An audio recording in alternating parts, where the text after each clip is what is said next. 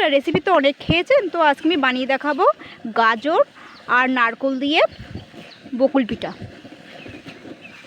তো গাজরে তো অনেক রেসিপি করে খেয়েছেন, তো আজকে আমি গাজরের বকুল পিঠা করে দেখাবো। বন্ধুরা আজকে আমি বানিয়ে দেখাবো গাজর দিয়ে একটি নতুন রেসিপি। তো গাজরের তো অনেক রেসিপি করে খেয়েছেন, তো গাজর দিয়ে আজকে আমি বানিয়ে দেখাবো বকুল পিঠা। তো চলুন দেখে নেওয়া যাক।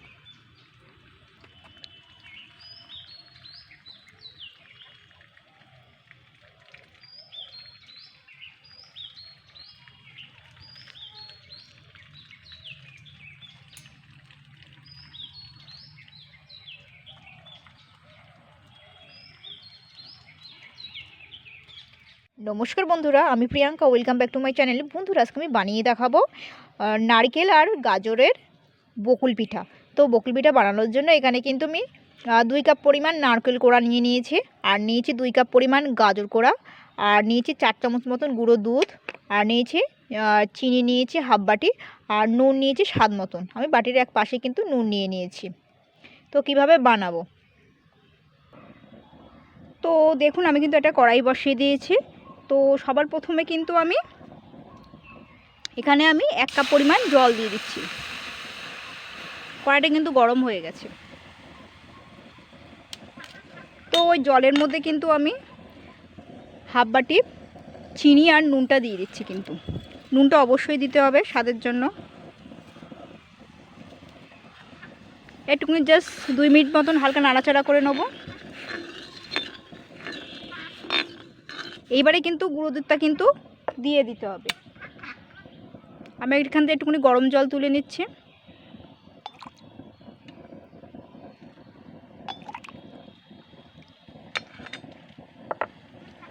এবার আমি লাল মগটার মধ্যে গুঁড়ো দুধটা গুলে নেব। দেখুন চিনির শিরাটা কিন্তু ফুটতে আরম্ভ করেছে। উষ্ণ গরম জলে কিন্তু দুধটা গুলতে হবে, আর ডাইরেক্ট কিন্তু গরম জলে দিলে কিন্তু ওই দুধ কিন্তু দলা দলা হয়ে যাবে। আর যদি পারেন তো লিকুইড দুধটা দিতে পারেন। তো এবার আমি কিন্তু দুধটা দিয়ে দেবো। দেখুন সুন্দর গুলে গেছে।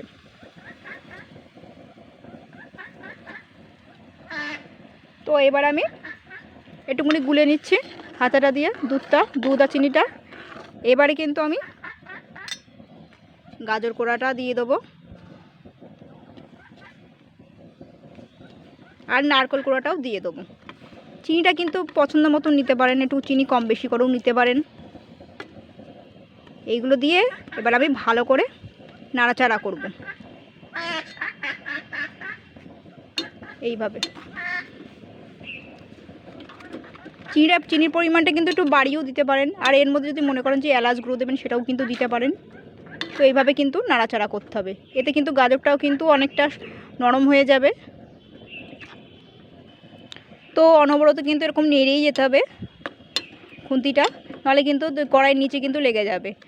আর এটাকে কিন্তু নাড়তে নাড়তে একটুখানি শুকনো ডো মতন বানিয়ে নিতে হবে কিন্তু এই নারকেল কোড়া আর গাজরটা।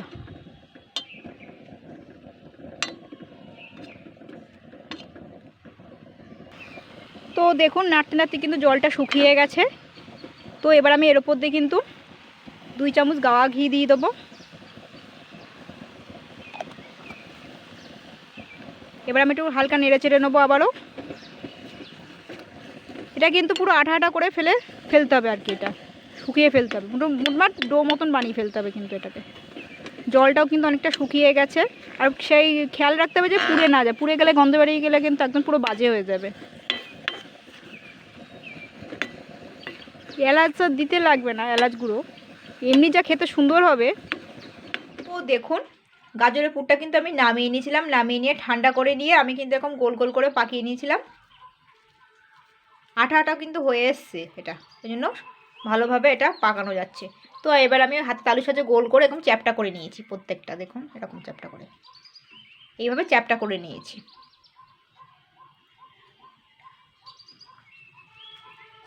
এই চ্যাপটা করে নিতে হবে হাতে তালুর সাহায্যে। ধারগুলো একটুখানি বসিয়ে দিতে হবে, ব্যাস।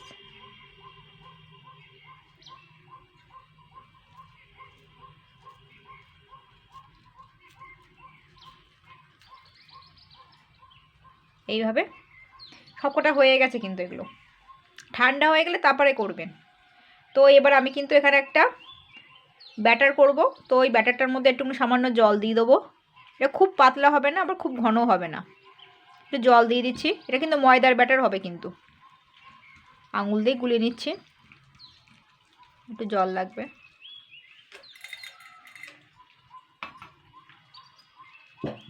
আর এর মধ্যে একটুখানি সামান্য ওই রিফাইন্ড অয়েল তেল দেবো। আপনার চাইলে একটু ঘিও দিতে পারেন, তাহলে এটাকে ওপরটা তাহলে খাসতে হবে, মানে মুচমুচে হবে। 2 চামচ মতন তেল দিয়ে দিলাম কিন্তু। এবারে এটাই দুটোকে ভালো করে কিন্তু ফেটিয়ে নিতে হবে। আর একটু স্বাদ মতন দেখুন আমি একটু নুন নিয়েছি, সামান্য, কিন্তু খুব বেশি না। এবার এটা নুনটা দিয়ে ওভাবে ফেটিয়ে নেবো। তো পাতলাটা কিন্তু এরকমই হবে, দেখে নিন। এরকমই একটা পাতলা ব্যাটার করে নিতে হবে, আর ফেটিয়ে নিতে হবে কিন্তু ভালো করে ময়দার তেলটা।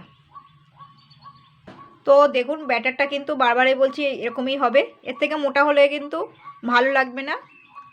দেখুন এরকমই পাতলা হবে কিন্তু।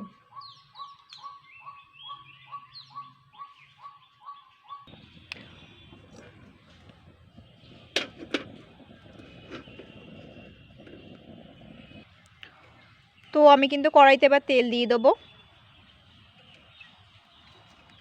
তেলটা একটু গরম হওয়া অবধি অপেক্ষা করতে হবে। তো কড়াই তেলটা, রিফাইন্ড তেলটা কিন্তু আমি ভালো করে গরম করে নিচ্ছি। আর এই যে ব্যাটারটা দেখছেন, এই ব্যাটারের মধ্যে আমি গাজরের যে মন্ডগুলো রেখেছিলাম পাকিয়ে পাকিয়ে, তো সেগুলো এর মধ্যে চুপিয়ে চুপিয়ে কিন্তু আমি দেবো এর মধ্যে। তেলটাকে কিন্তু আগে সর্বপ্রথমে ভালো করে গরম করে নিতে হবে। এবার আমি এখানটায় এই দেখুন গরম হয়ে গেছে, তো এইভাবে ভালো করে চুবিয়ে নেবো ব্যাটারে। এইভাবে দেবো। আমি কিন্তু একটা একটা করেই দেবো, যেহেতু তেলটা কম আর কড়াইটাও ছোট, সেই জন্য আমি একটা একটা করে নেব।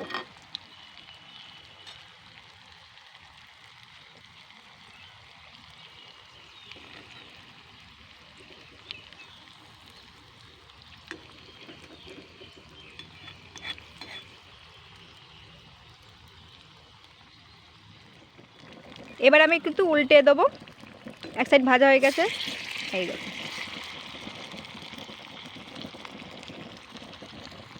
এরকম গোল্ডেন ব্রাউন করে কিন্তু ভাজতে হবে।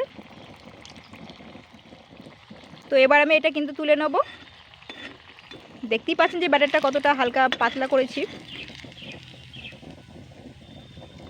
তেলটা একটু ছেঁকে নিয়ে তারপর কিন্তু তুলতে হবে।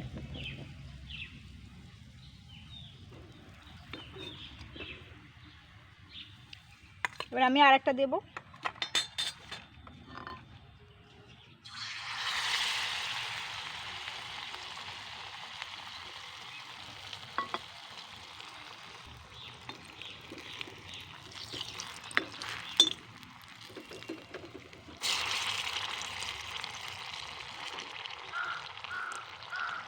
এবারে এইভাবে যে কটা সে কটাই কিন্তু আমি ভেজে নেবো। ব্যাটারের গোলায় চুবিয়ে চুবিয়ে আমি গাজরগুলো ব্যাটারগুলো গোলায় চুবিয়ে চুবিয়ে তারপর কিন্তু তেলে ছাড়বো। তেলে ছেড়ে দিয়ে তারপর কিন্তু আমি এরকম গোল্ডেন ব্রাউন করে কিন্তু সব কটা কিন্তু ভেজে ভেজে তুলবো, পুড়ে না যায় আবার। তো দেখুন আমি কিন্তু সমস্ত পিঠাগুলো কিন্তু ভাজা হয়ে গেছে। এবার আমি চিনির শিরা বানাবো।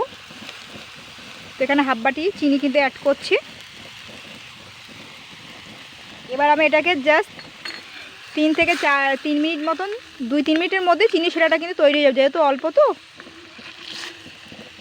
তো এটাকে আমি ভালো করে জাল করে নেব চিনি শিরাটা। তো একটু আঠা আঠা হয়ে আসলে নামিয়ে নেবো, 3-4 মিনিটের মধ্যে হয়ে যাবে এটা। তো এটা কিন্তু 3 থেকে 4 মিনিটই হচ্ছে, চিনির শিরাটা কিন্তু তৈরি হয়ে গেছে। তো এবার আমি কিন্তু এই আগুনটা নিভিয়ে দেবো। তারপর যে গাজরের ভাজা পিঠেগুলো করেছিলাম সেইগুলো আমি চিনির শিরায় দেবো। তো এটা ফুটন্ত অবস্থা দিলে হবে না, কিন্তু তাহলে কিন্তু গলে ক্ষীর হয়ে যাবে। আগে উনুনটা নেভাতে হবে, আগুনটাকে আগে নেভাতে হবে। চিনির শিরাটা কিন্তু পুরোপুরিভাবে তৈরি হয়ে গেছে, দেখুন পুরো ঘন হয়ে গেছে। তো চিনির শিরাটা কিন্তু একটু ঠান্ডা করে নিয়েছি, নামিয়ে 2 মিনিট মতন হচ্ছে, নামিয়ে ঠান্ডা করে নিয়েছি, পুরোপুরি কিন্তু ঠান্ডা হয়নি। তো এইবারে কিন্তু আমি এই যে ভেজে রেখেছি গাজরের পিঠাগুলো, তো এগুলো আমি এবার দিয়ে দেবো চিনির রসে। তো দেওয়ার পরে আমি একটা পাত্রে কিন্তু তুলে নেব পুরোপুরি। এই পিট করে একটুখানি চুবিয়ে নিতে হবে চিনির রসে।